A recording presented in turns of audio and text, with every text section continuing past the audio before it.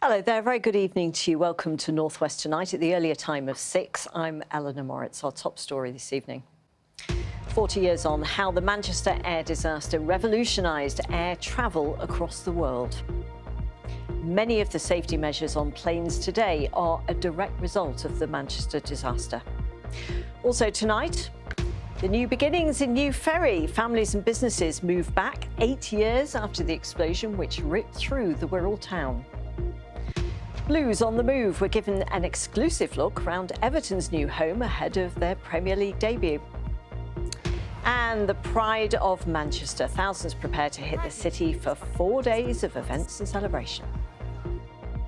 And Teddy was feeling a little bit glum today as there was a little bit of rain in the air, but it did brighten up. How are we doing for the weekend? Temperatures are on the rise. Join me at the end of the programme. I'll give you the bank holiday forecast.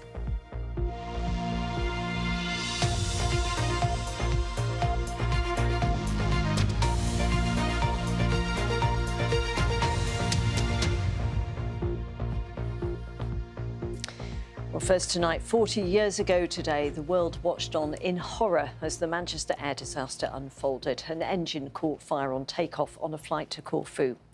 Well, today a service took place at the airport to remember the 55 people who died and the many others impacted by the disaster. Most of the victims lost their lives because of the effects of smoke, as the plane couldn't be evacuated quickly enough. But it was a tragedy which changed the face of air travel in terms of safety and the lessons learned. Stuart Pollard reports. Manchester Airport, August 1985. Haneda Airport, Tokyo, January 2024. Two planes, both on fire on the runway, but with very different outcomes.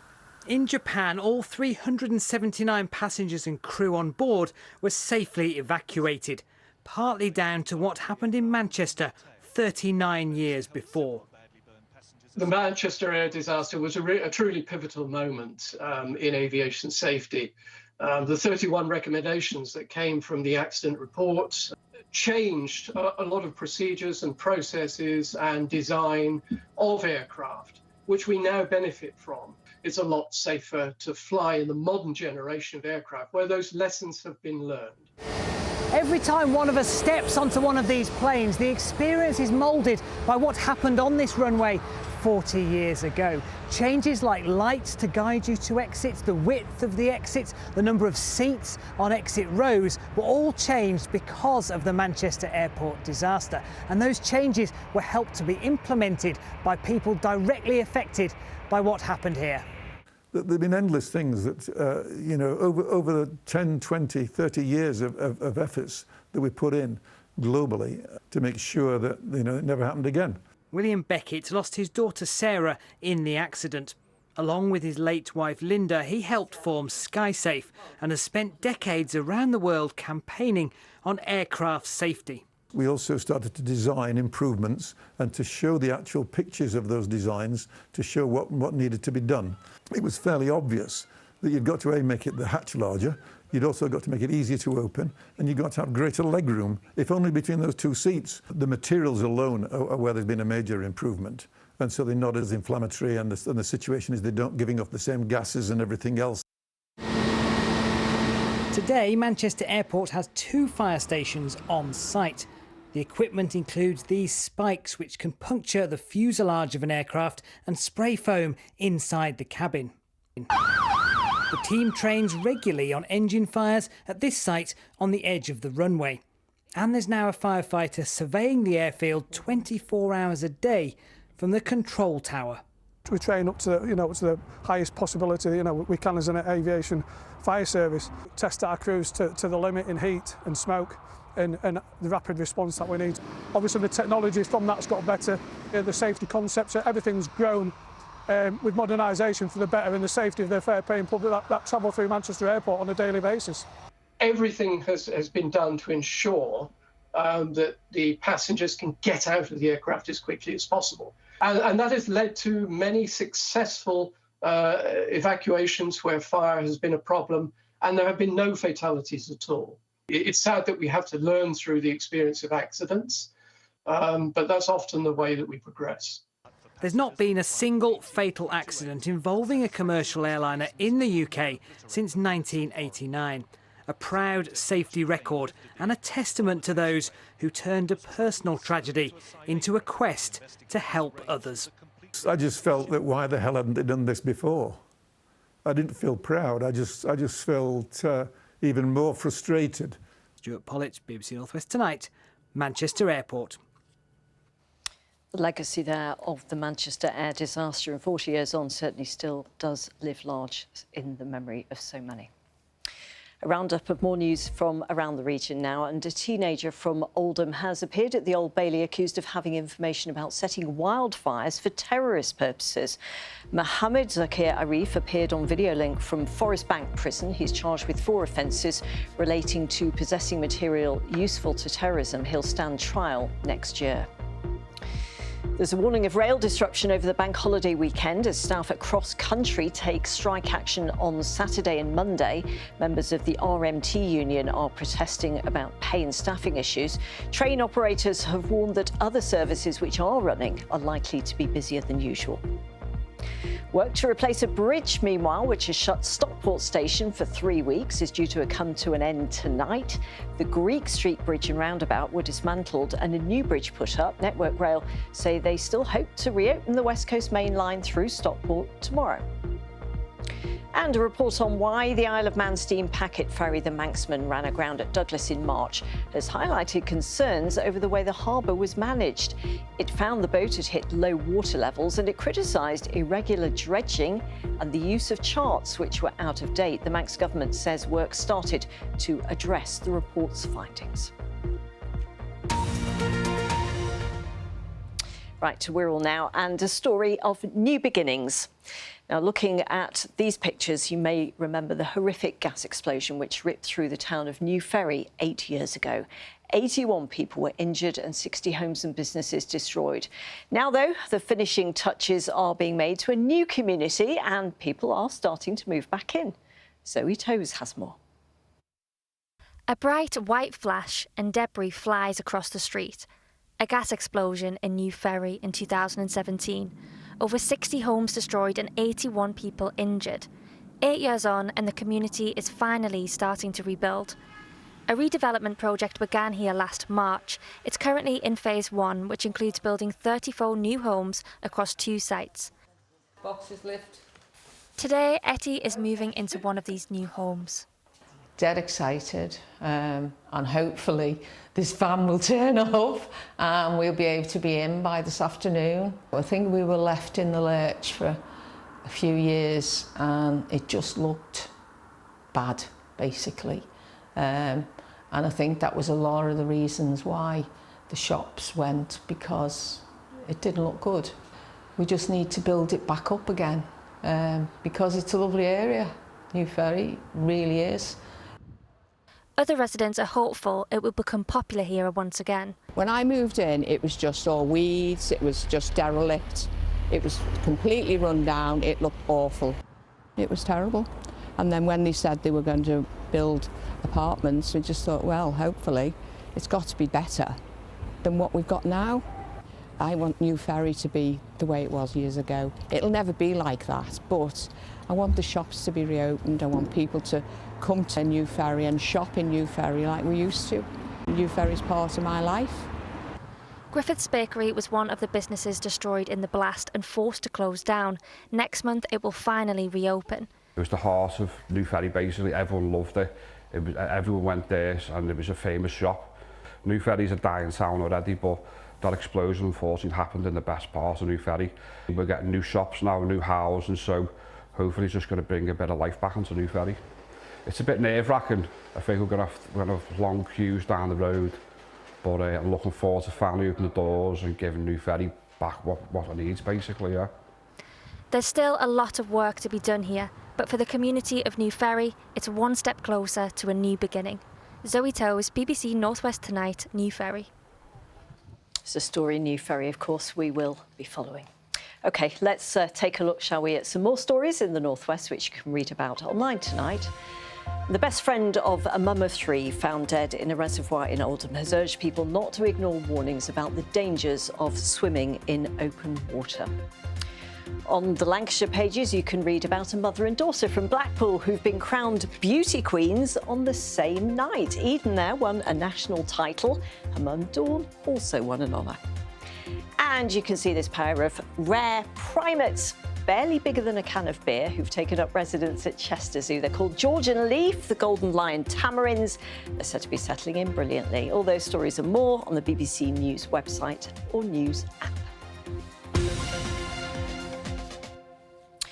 OK, now next month, work to repair 8 motorway bridges on the M6 in Cumbria will get underway. It'll take 4 years.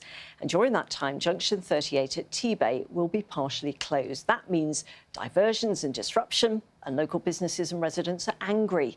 But National Highways have denied that they're putting lives at risk. Anna Jameson reports. It's where the motorway, the rail network and the River Lune meet. Cumbria's Lune Gorge is said to be one of the most beautiful stretches of motorway in the country. But the cracks are showing, and essential upgrades are desperately needed. Behind me, you can see some of the disrepair to the bridge. You've got the L joint there where there's clearly disrepair. Concrete's fallen away, as you can see the rust underneath the bridge as well. And the rebar is also showing, and this is what National Highways are really concerned about. It's a massive undertaking. These bridges were built 60 years ago, and as you can see, they are huge. In around 2 weeks, 18 months worth of prep work will begin on these 8 bridges over the 6-mile stretch between Kendal and Penrith. Then an additional 4 years of repairs. I think a lot of people understand that the work needs to be done. I just think a lot of people don't understand why it's taking 4 years. When we started looking at this project, it was potentially 12 years. So we've worked really hard to bring brand new techniques in, which will mean that it will reduce from 12 years to 4 years. We've engaged with the community. To date, we've had 40 events where we've listened to the community. But people don't feel listened to. People like Adele, who manages the truck stop T-Bay services. If one side of the junction's shut and the other's open, they've sort of got to travel a long way to go up to junction 39 and come back down, and when it's the other side, a long way down to junction 37 and come back up, and we've had over 200 trucks parked in here. For nearby farmer Mark, it's going to have huge financial implications. There's a wagon comes in here every day, so that wagon will have extra costs applied to it because it'll have a detour on it. And that cost initially will come to me. Roughly £100 an hour we're working on. This is going to be, for 4 years, not just a bit disruptive, it will ruin and close businesses. It will mean that children won't be able to get to school for maybe their entire primary school career. They'll be in a situation where, for example, we know that ambulances coming from Kendal will not, for at least 18 months, be able to get to here to save lives. In a statement, the North West Ambulance Service says with more than 26,000 miles of roads within our region, planning around roadworks is something we manage on a regular basis. And we're in discussions with the engineers and planners to map out what the impact will be on our responses and what we can do to minimise disruption. And with work starting in just 2 weeks, the real day-to-day and economic impact will soon be felt. Anna Jameson, BBC North West Tonight in T-Bay. Well, if you're going to be affected by that, or if you are affected by it as the months wear on, do let us know. We'd love to hear from you. OK, now Julia's here with the weekend sport, and we've got an exclusive look, haven't we, behind the scenes at Everton's new stadium. First, though, a return to action for the troubled Salford Red Devils. Yes, and that is because the club remains in crisis mode. But after last weekend's game with Wakefield Trinity was cancelled over welfare concerns for their young squad deemed not ready for the rigours of Super League, they're back playing tonight with a trip to Lee Leopards. Salford have won just twice all season, a rock bottom of the table, and face an uncertain future with fans protesting against the owners' Jacobson Management Group. Greater Manchester Mayor Andy Burnham has joined those calling for a change of ownership to save the 152-year-old club. Salford's home ground hosts rugby union action tomorrow with a double header in the Women's World Cup, which actually starts tonight in Sunderland. Australia and Samoa clash at midday tomorrow before Scotland and Wales go head-to-head at 2:30. The stadium also has 2 games a week on Saturday, with Wales playing Canada and the Scots taking on Fiji. The competition will be broadcast across the BBC.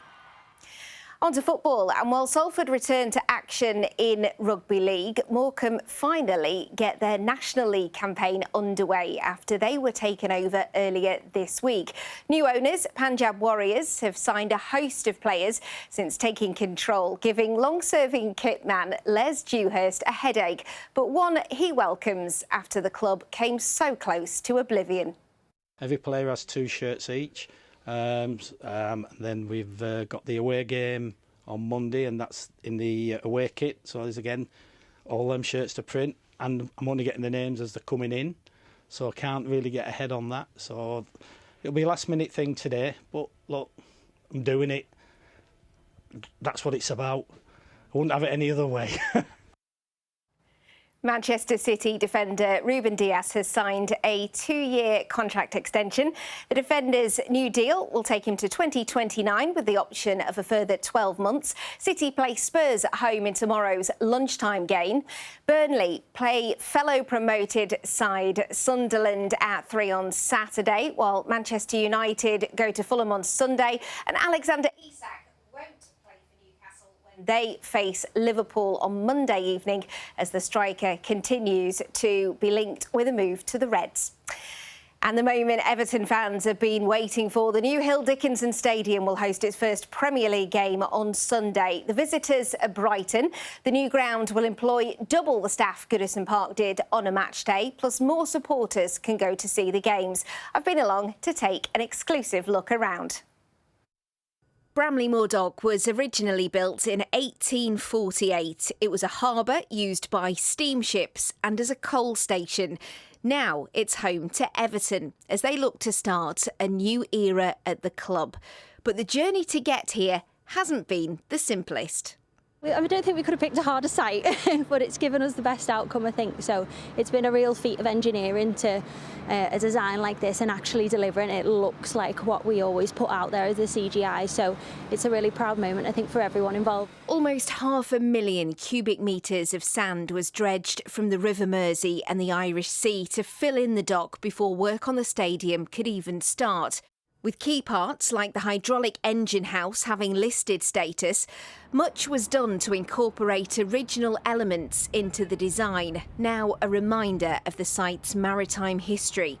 But while there's also nods to the Toffees' former home, Goodison Park, this ground, estimated to have cost £750 million, is now very much looking to the future. The players have a new spacious dressing room, complete with a hydrotherapy pool for post-match recovery, while supporters have access to mobile phone signals, Wi-Fi and digital-first technology. They can also use e-bars capable of serving 200 pints in an hour each. And Through Pass is a grab-and-go system for supporters to get their half-time snack, tapping their cards on the way in and being charged automatically as they leave. Yeah, it's been state-of-the-art in many ways, and some things that we're most proud of around sustainability and inclusive design and trying to make it the most accessible that we can do to give everyone freedom of choice in all different areas, and introducing things through the tech with the Just Walk Out and the e-bars, and just trying to speed up and provide people with a faster, more enjoyable matchday experience. It's not just the players who have access to state-of-the-art facility here at the stadium. New connectivity and technology means it will change the matchday experience for all supporters, and fans who haven't been able to come before can now come along and cheer their favourite players. The state-of-the-art changes means fans like Joe Simpson can now go to games. The 21-year-old has autism and the noise of the crowd has been too much in the past. Now, though, a sensory room means he can take a break. When we first started out, Joe was only 10 when we asked if they could do anything about a sensory room. And as he's got older and they've moved grounds and Joe's grew up, and not just for Joe, obviously, it's for everyone. When Everton score, I cheer and jump up and down and get really happy when they win. It's just nice, you know, to just get the experience. It's always wanted to bring him the opportunity of the Sensory Room. Yeah. I know he wouldn't be able to go to Goodison the way it was because it just would have been too loud for him. So just nice to get the opportunity to bring him. And when Z-Cars played and you managed to have Joe with you that time, what was it like? Oh, it's just amazing, you know, watching his face. You know, he was a little bit overawed with the noise and all that, but just seeing his eyes and looking around and all that, but it was just a nice feeling that, you know, sharing it with him. The stadium also offers quiet rooms for any supporter who needs to step away from crowds without having to pre-book a space. The first game at Hill Dickinson against Brighton on Sunday afternoon marks a real turning point in the club's 147-year history. And it will see Liverpool's historic waterfront given a new industry for the first time in 2 centuries. Fascinating look around that new stadium. Obviously, the fans are excited for that, excited for the football, but equally, I would have thought, looking at that, the vending machines and the E-bar, I mean, they look quite incredible. Yeah, real state-of-the-art stuff. I had a lot of fun there going in, and yeah, incredible how you can just get your stuff and leave, and that's it. It charges you. Very, very good. Yeah, I loved the E-bars as well. It felt very Star Trek. And you're going to be there, of course. I will be there on Sunday, yeah, so looking forward to it, seeing everyone, seeing what their reaction is to it all. And we'll bring reports and reaction, of course, on North West Tonight. Julia, thank you. Well, now to another big event in the region this bank holiday weekend. The Everton match isn't the only one. In Manchester, it can only mean one thing, August bank holiday, and that's Manchester Pride. 4 days of music, celebrations and reflection organised by the LGBTQ+ community. Tomorrow's parade, of course, through the city centre, always a centrepiece. And then there's the traditional candlelight vigil on Monday night. Well, Darren Milby of BBC Radio Manchester has been to Canal Street in the heart of the gay village for a look ahead. Now in its 30th year, Manchester Pride is one of the world's biggest and most colourful celebrations of LGBTQ+ culture, attracting more than 100,000 people to the city to party, reflect and maybe try something new. Now, normally we'd do these things stood in Canal Street, wouldn't we? With all the flags in the background, everyone partying, but actually we're somewhere else. Yeah, so we've got an amazing new event this year, Mardi Gras, here in Mayfield Depot and Freight Island. It's going to be absolutely fantastic. We've got an incredible lineup, amazing acts, and yeah, it's not going to be one to miss. For Greater Manchester's LGBTQ+ community ambassador, Carl Austin Bayan, the heart of the Pride has always been the village. For me, back in '97, when I was kicked out of the armed forces for being gay, you know, I came to the village. I was a bit like a kid in a sweet shop, if I'm honest. It's overwhelming at first. Yeah, it is overwhelming, but it was that thing about feeling accepted and the fact that the venues, the people, the community, they drew me in, and you know, and I feel like I've got a duty of care for the village where other people come in now to make sure that it's as welcoming and as open and as transparent for people who come now.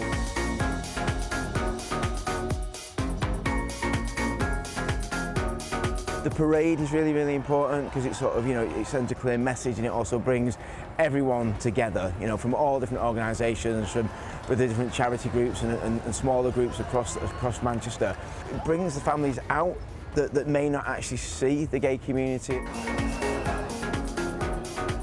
Pride is obviously a massive celebration, and it's become that over the past few years, but suddenly, with things going on in the world, it feels like this protest is kind of more important than ever. Seeing prides get banned across the world, we're seeing prides lose funding.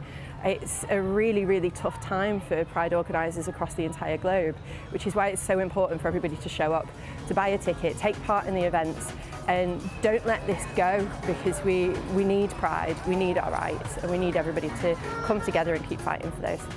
Darren Milby, BBC North West Tonight, Manchester. Lots of people, of course, very excited for Pride, as always. And BBC Radio Manchester will be live from Pride tomorrow with Phil Trow from 10 in the morning. And on Sunday, a real treat, drag queen Davina De Campo presents a special show telling the stories of Manchester's LGBTQ icons. That's from 1 o'clock on Sunday. and the weather. All important, and I think it's looking up for the bank holiday. Good for a bank holiday in the northwest. Not too bad, not too shabby. I should be saying wet, wet, wet, but no, it looks glorious. Certainly on Monday, a lot of cloud to get through before then. I'll come to that in a minute. Now, today, we have had a lot of cloud, but we've seen glimmers of brightness. Holmes Chapel, Steve, cheers for sending that photograph in. Top Jet in Cumbria, we did get some really decent breaks, and we've got some lovely spells of evening sunshine further north. So, all in all, it's not been too bad a day. Thank you for sending your photographs in. If you want to follow me on socials, that's how you can, or become a BBC weather watcher and let me know what it's like in your part of the world. And, of course, what you're getting up to on a bank holiday. So, let's just work it through. Now, it's going to be rather cloudy through tomorrow. The odd light shower, but many of us will stay dry. Temperatures then will start to pick up. Increasing sunshine amounts on Sunday. Bank holiday Monday at this stage still looks lovely, and we could push 25, possibly 26 degrees before things change. So what is going on? We've got high pressure in charge. We're still pulling down more of a northerly component. So that's why there's a bit of a cool in the air. Now, as we head into the weekend, we start to pull up a southeasterly. Now, this is going to be ex-Hurricane Erin. It's going to be sat out to the west of us, but it is going to throw showers or longer spells of rain our way after Bank Holiday Monday. So until then, we should stay largely dry. Thicker cloud can always produce a little bit of drizzle, and that's how it's going to stay as we head overnight tonight. But many of us will stay dry. I think it's going to be Pennine areas where you'll get that thicker lower cloud and a little bit of dampness. Temperatures down to between about 9 and 15 degrees, so a good 6 degrees milder than what it was last night, thanks to all that cloud. So cloudy to start your day off tomorrow, a little bit damp. Now, it's going to brighten up. I think we are going to start to see some spells of sunshine developing. The odd light shower. The Alaman's probably going to hold on to a fair bit of cloud throughout the day. Top temperatures come in around 21 or 22 degrees, and the breeze still stays fairly gentle. Then we start to see the darker oranges on the map. And you can see, here's that area of low pressure. Ex-Hurricane Erin stays out in the west, but it allows us to pull up this air. So it does look like through Monday we are going to get to about 25, possibly 26 degrees. Sunday, we start off with decent spells of sunshine, a bit of a cloud sandwich across southern parts for the middle part of the day, but the cloud will clear again. So a fine end to the day, 22 to 24 degrees, still with a light breeze. Clear and fine evening, Sunday night, and then lovely into Bank Holiday Monday. But it's overnight into Tuesday when we'll start to get the rain coming in. A last blast of summer just for the bank holiday. A little blast, isn't it lovely? And then it'll be unsettled. OK. Well, you can't have everything. Whatever you're doing, have a lovely bank holiday. I'm here with the late news. Join us then. Bye-bye. Thanks for watching. Bye. Bye. Are you doing anything nice? I am going to...